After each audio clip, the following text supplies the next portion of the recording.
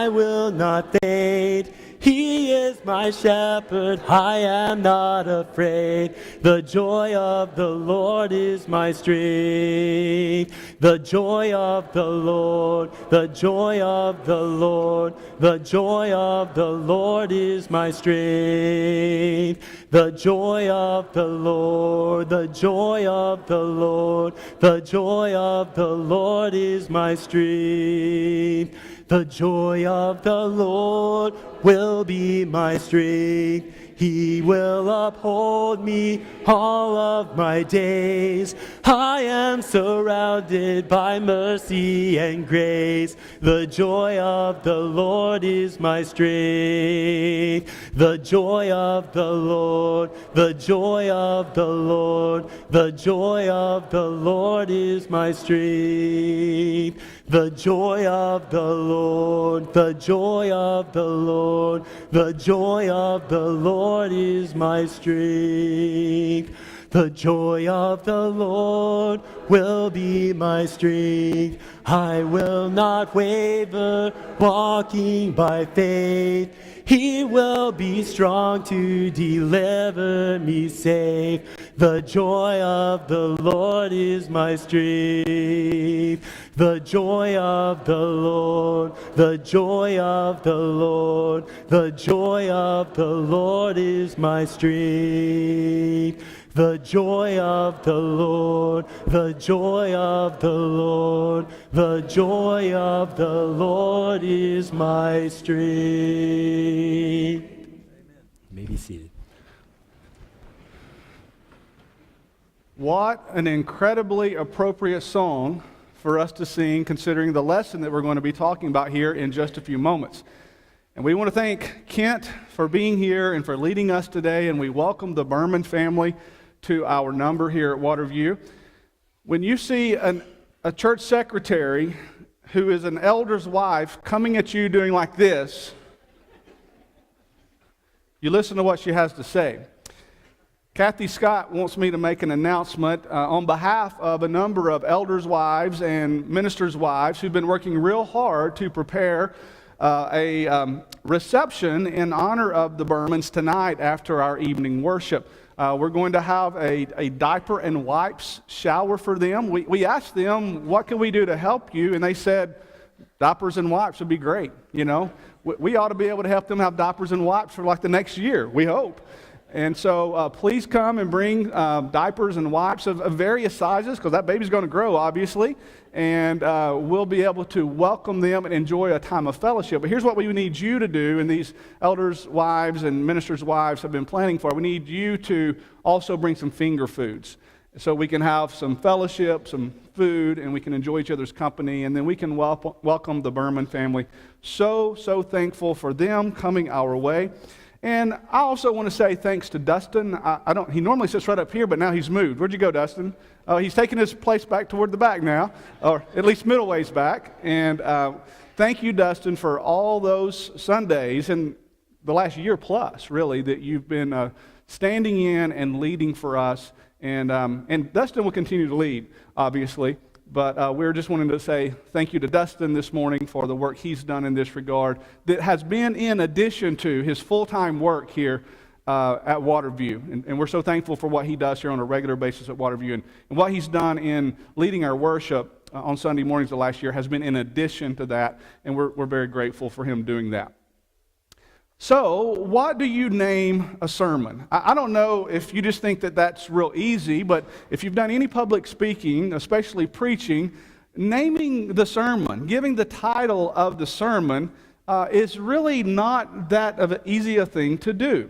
Because what I want to do when I give a name to a sermon is I want to try to capture the heart of the message in that lesson. I would hope that you could look at the name of the lesson every Sunday and you could say, you know, I think I know what the minister is going to teach me about today.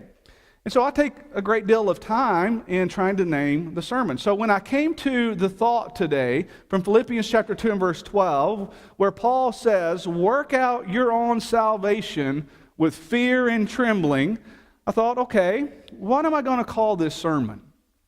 And of course, the first thing I thought was, I could call it explaining what working out your salvation means. And then I thought, oh, that's just so dull. That just doesn't work.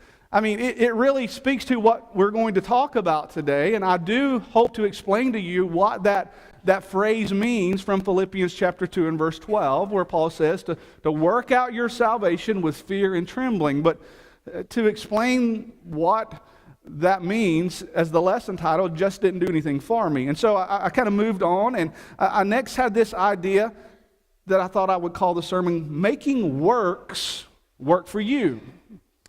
I thought, well, that's better. That's a lot better. But it still didn't, speak to me for the heart of what this lesson was all about.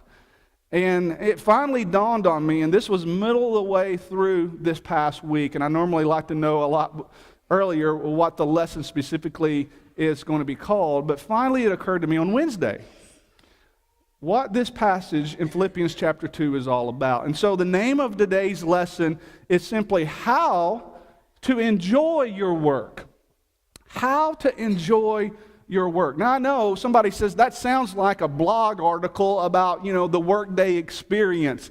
And obviously this is not about you going to work tomorrow in your secular career and how you can enjoy that. No, in context, we want to talk about how you can enjoy the work spoken of here by Paul in Philippians chapter 2 and verse 12, where he says, work out your own salvation with fear and trembling. I'd like to remind you that the theme of the book of Philippians is joy. And so we've talked about this several times in this series of lessons that we're doing from the book of Philippians. If you're here for the first time today or perhaps visiting, we open up our Bibles, and we have been doing so the last several Sundays, to the book of Philippians, that epistle that the Apostle Paul wrote as he was guided by the Holy Spirit to the church at Philippi. And we've been noticing lessons from this great, encouraging, inspiring book. But I've mentioned several times the theme of this book, though, is joy. And I really think this sermon title, How to Enjoy Your Work, really speaks to the heart of what Paul is trying to get us to understand. That's what this passage is all about. How we can enjoy doing what Paul is telling us to do here in this passage. Now, the Bible is full of statements that are often misunderstood. Sometimes they're misapplied. And I really think we're dealing with one of them today in this statement, how Paul says you should work out your own salvation with fear and trembling. If I was forming a list of passages that are often misunderstood or misapplied, I think I would have to put this particular passage in it. And I really think that is especially true for those who maybe are weaker in their biblical knowledge or perhaps in their faith. To know what this means. I was working on this lesson this past week, and if you're sitting in my office over here on the office wing, when I look outside, I can basically look straight down Pinecrest. That's right, isn't it? It's Pinecrest. And I was sitting there this week, and I was working on this lesson, and I looked up, and I saw a little girl. I guess she was 8, 9, 10 years old, and she had some roller skates on. And you could tell from watching her that she had not done a whole lot of roller skating, okay? And these were not inline skates, which I understand are a little bit easier to learn on. These were actually roller skates, the kind that have the 2 wheels on the outside, 4 wheels and all. A little bit harder, and the kind of stuff that, those of us my age, when we went to the roller skate rink, that's what you had. And I watched this girl trying to learn how to teach herself how to roller skate. And I'll just be honest with you, it wasn't real pretty, I mean, she was really struggling with this, And if you've ever tried to roller skate and you don't really know much about it, you find yourself doing this a lot, and you find at times your feet go like this a lot, and that's about all I can illustrate for you, or else I might fall down myself up here. She was really struggling with this. And, one time she was trying to get up a driveway that had a little bit of an incline, And I thought, ooh, this is not going to be good, because you start going uphill on something, you don't know how to accelerate. With roller skates, your feet start, doing this number. And sure enough, she fell a few times. But she was just so happy in trying to learn. She would just hop right back up. And then one time she decided to come down the driveway. And I thought, oh, this is going to end badly, because you get going too fast. And sure enough, she fell again. But I got mesmerized, though, watching her trying to learn how to do this. And I just realized, that's the way Christianity is a lot of times. When a person is trying to learn how to live their Christian life, it looks like that. It looks uncoordinated. It looks like you don't know what you're doing. A few weeks ago, I was driving down Campbell, and I saw someone who was much older, and they had some inline skates, and they were skating down the sidewalk, and man, they knew what they were doing. Smooth.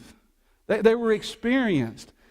And maybe that's just a microcosm of what Christianity looks like when you look at those who are Christians. There are those who know what they're doing, and they look a lot smoother in doing it. Now, I would submit to you, the people that have the smoothness to their Christianity, they sometimes still crash and fall. It happens, trust me. You will fall a lot in Christianity, no matter how long you've been doing it. And, the last thing we need to do is act like we know it all and have it all figured out, and we don't struggle with anything, because all of us do. But then to those who are newer to the faith, they're a lot like this girl, and learning how to skate, and it's just, you feel like you're on your knees or on your behind more than you're up on your feet. It's just the nature of it. And I think when perhaps you're struggling with Christianity, you come to a passage like this, and it's really hard to understand. So what in the world then does Paul mean when he says to work out your own salvation with fear and trembling? I want to start, before I tell you how you can enjoy your work, your Christian walk with the Lord. I want to tell you what this doesn't mean, because I think we have to dispel with some of the false theories about this passage. What this doesn't mean is, it doesn't mean that you can just devise your own plan of salvation. When Paul says to work out your own salvation, he's not talking about how you kind of come up with the way you want to do it. That's not what this is about. I mean, if it was, it'd be kind of convenient, and everybody could just do their own thing. But that's not what this is about. So somebody says, well, I just think if I'll be a good neighbor, that's good enough. Or someone says, I just think if when I go to work, if I'll be a good coworker and employee, and if I don't tell dirty jokes, and if I don't participate in an office rumor, then that's good enough. Somebody says, I think the way I can be saved is to pour myself. Keep that phrase in mind. I'm going to come back to that. To pour myself into some kind of, good, wholesome endeavor that helps people. Some people say, that's what I'm going to do to be saved. Here's the problem with that, though. The problem with that is not what Paul's talking about here. When he says to work out your own salvation with fear and trembling, he doesn't mean you come up with your own way to grow in favor to me. That's not what God is saying. Let's dispel that. Second thing, it doesn't mean that you can be saved by works. When Paul says to work out your own salvation, some people might say, well, maybe I can just do enough of all of those things I just mentioned. Maybe I can just do enough of that to meritoriously earn favor with God. A lot of people think being right with God is like a scale, and as long as you do a little bit more good than you do bad, as long as the scales tip toward doing more good works, then surely God's okay with you. That's the way a lot of people look at this. Again, that is not what this is about. As a matter of fact, it does say in Ephesians 2, verses 8 and 9, for by grace you have been saved through faith, and that not of yourselves, it is the gift of God, not of works, lest anyone should boast.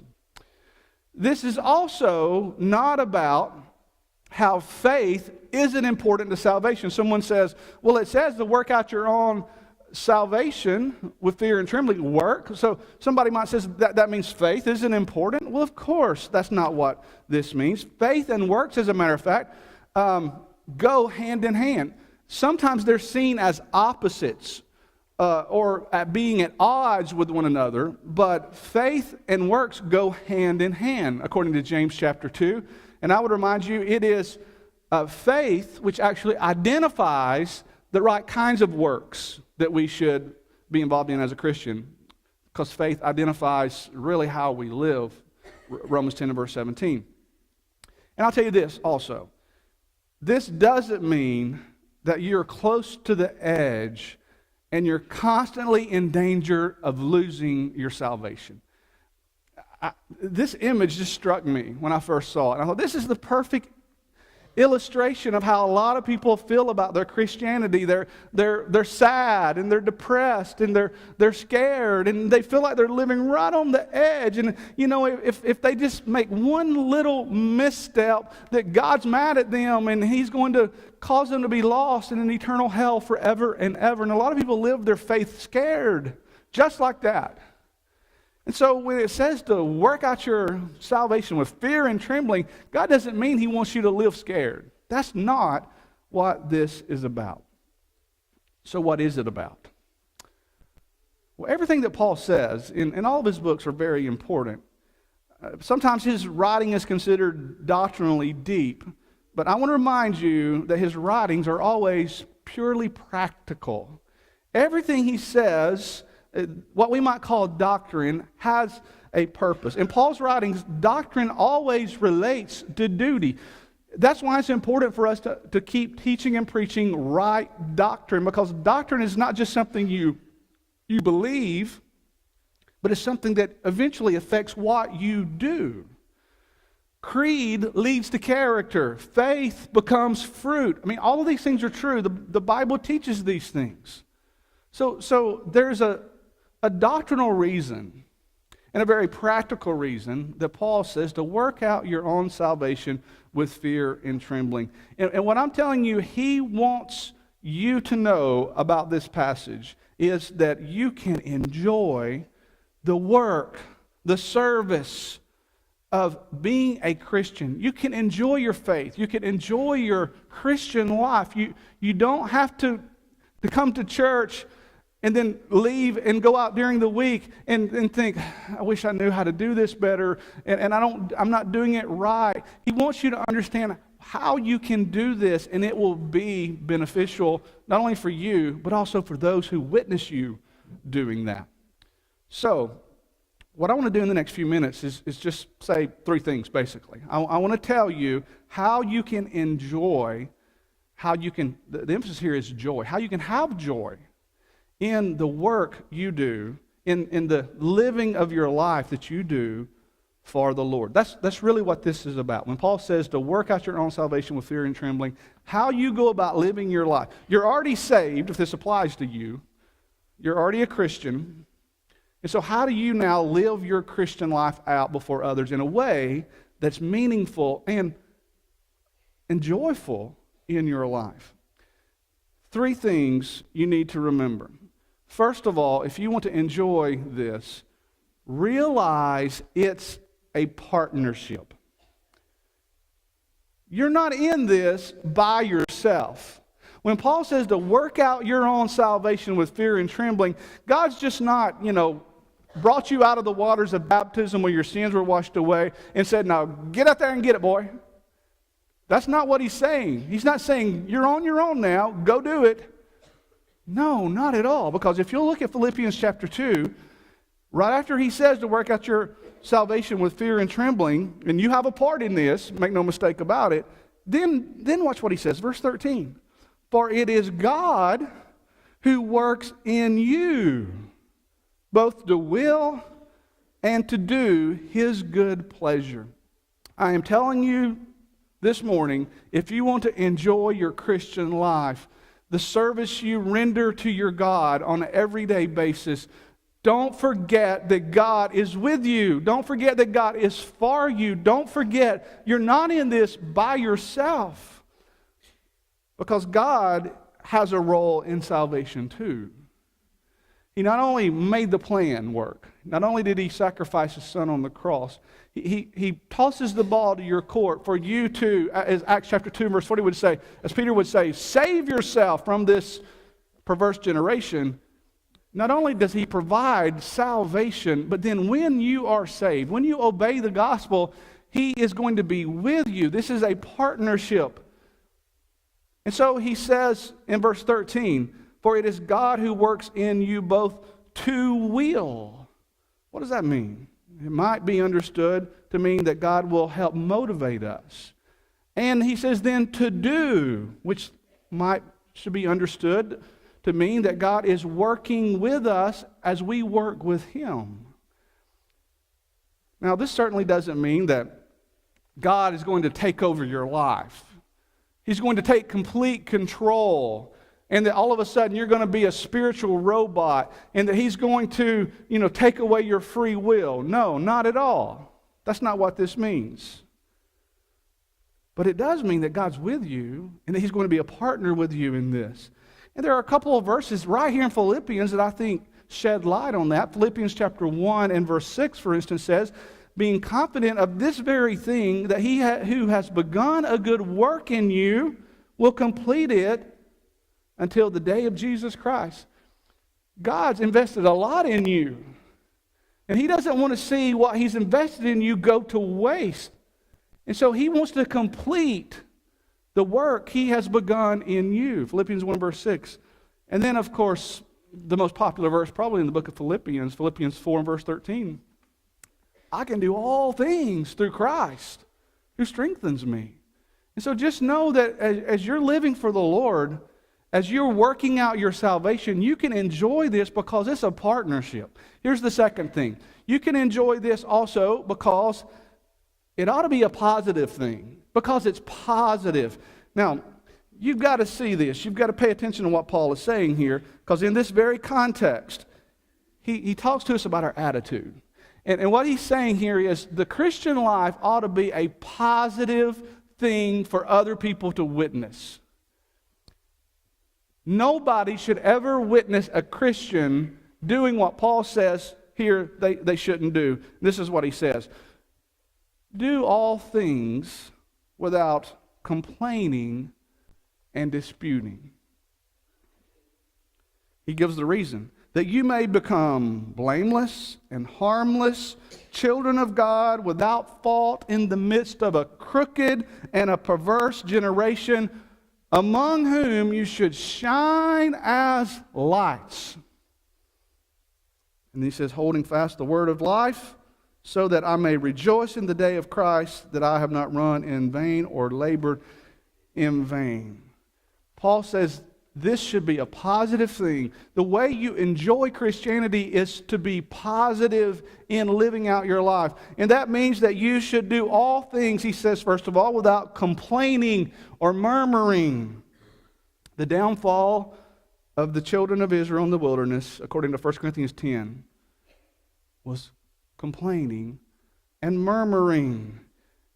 And it says they were destroyed by the destroyer.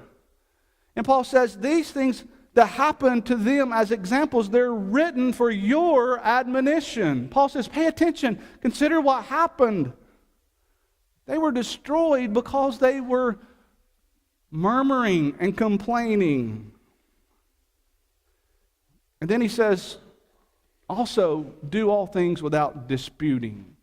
And when the Holy Spirit puts these two things together, when he says, do all things without murmuring and complaining, and do all things without disputing, when he puts these two things together, I think what he is reminding us here is that murmuring and complaining will lead to disputing. When people start murmuring and complaining, division is going to happen. And that's why it's so necessary for a local congregation of the Lord's people to free themselves of murmuring and complaining, because when a lot of murmuring and complaining start, division will certainly follow. And remember why we've got to do this. He says, you need to shine as lights in this world. In the midst of a crooked and a perverse generation. He says, holding forth the word of life.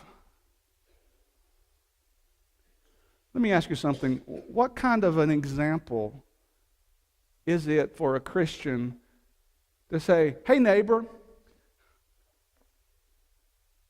Here's the word of life. I want to share it with you. But what they know about you is you murmur and complain, and you're involved in disputing all the time. Paul says, that's not going to work. That will not work. Why? Because you're not enjoying your Christian work, and you're not taking advantage of the opportunity to be a positive example for Jesus Christ in this world. Trey said something in his prayer. Think about how you use your words. Think about the things you post on social media. Are those things positive, and are they glorifying God? And if they're not, take them down. And go look in the mirror and say those things that frustrate you. But don't put it out there for the world to read, when you're supposed to be a positive Christian example. And then there's one other thing that I think is really important for you to enjoy your work. I want you to also notice what he says in verses 17 and 18, and here's how I would describe it. Realize it's praise. Realize that your life should be lived in praise to God. Notice what he says here, verses 17 and 18. Yes, and if I am being poured out, I told you I was going to come back to that. If I'm being poured out as a drink offering on the sacrifice and service of your faith, I am glad and I rejoice in it. There's that theme, rejoicing, joy. And he says, for the same reason, you also be glad and rejoice with me. There are two background images that possibly came to mind for those who originally read this. One might be the Jewish drink offering that was offered along with, associated with, the burnt offering in the Old Testament for the Jewish people. You can read about that in Exodus chapter 29 and verse 40. That could have been what was at play here, but likely the other image, when Paul said this about being poured out as a drink offering, the more likely thing would have probably been the pagan drink offering. And this is what people would do in those days. And since Paul was, really reaching out to and trying to convert people in a pagan Greco-Roman culture, more than likely this is what they would think about. The pagan would take often a drink, and in wanting to reach out to their God, they would take a portion of the drink in their cup, and they would just pour it out. They would pour it out. And they felt like that it would pave the way to God, their God, little g, pagan God, hearing their request or their prayer. And these people that had come out of that background, that would have resonated with them. These pagan people, they thought, this is a way, number one, for me to offer something to my God that could be useful to me.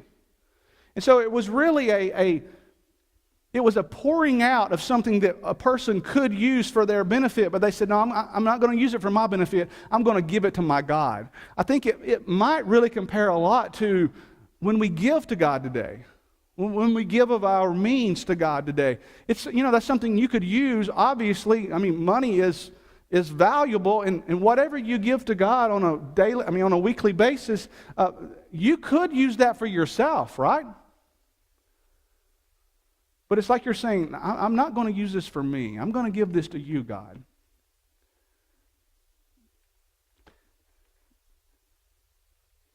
And here's what I really want you to think about. When it came to this pagan drink offering, that Paul is comparing how living the Christian life can be. Realize that as you live your life, you're pouring it out in one way or the other. You are pouring your life out. Seconds turn into minutes, and minutes turn into hours, and hours turn into days, and days turn into weeks, and weeks turn into months, and months turn into years, and years turn into decades. And you know what? Before you know it, You've poured your life out.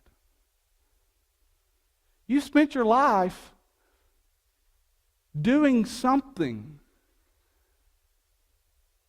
And all of us need to really think about, what am I doing with my life? What am I pouring my life out for? Am I doing it for my job? Am I doing it for my hobby? God forbid I'm pouring my life out for some sin. Now, you've got to have a job, and it's okay to have a hobby. You need to spend time with your family. And yes, we're going to fall in sin. But what are you pouring your life out for? What's the emphasis? What's the priority? And what Paul is saying to the Philippians here, work out your own salvation with fear and trembling. And when he says, it's kind of like a drink offering, and you're pouring it out for God. And what he really is wanting us to understand is our lives must be poured out to God. They must be lived. The minutes and the hours and the weeks and the years, they need to tally up to something. And when we've gathered here in this place recently for those who have gone on to their reward, and when we think about those people, we think about how they lived their lives, and it tallied up to something, right? And that's what Paul is saying is, this is how you can make Christianity meaningful and joyful. Make sure you're using your life toward God and serving others and being a part of the kingdom. Don't go out into the world griping and complaining and murmuring, and don't do that in the kingdom either, causing disputes among us. Rearrange your thinking and think about how the joy of the Lord is something that you can use in a proper way. Never forget that God is in this with us. It's a partnership thing. Never forget that it's a positive thing in how we live our lives. And of course, never forget that it's a praise thing. Our lives should be lived as praise toward God as we pour out our lives in service to Him. I hope you can enjoy your work, your Christian life. If you're not a Christian, we want to give you an opportunity to become one. We make this opportunity available at the end of every one of our lessons. As we'll sing here in just a moment, we'll stand and sing a song. And if you're ready to become a Christian, you know what you need to do to obey God and become a Christian. We want to give you that opportunity. Everything's prepared. We'll move those flowers. We have to. If you want to be baptized, we'll baptize you into Christ. Or if you need our prayers or our encouragement, we're your family. Come and let us know. Right now, as we stand and as we sing. Oh God, you are my God.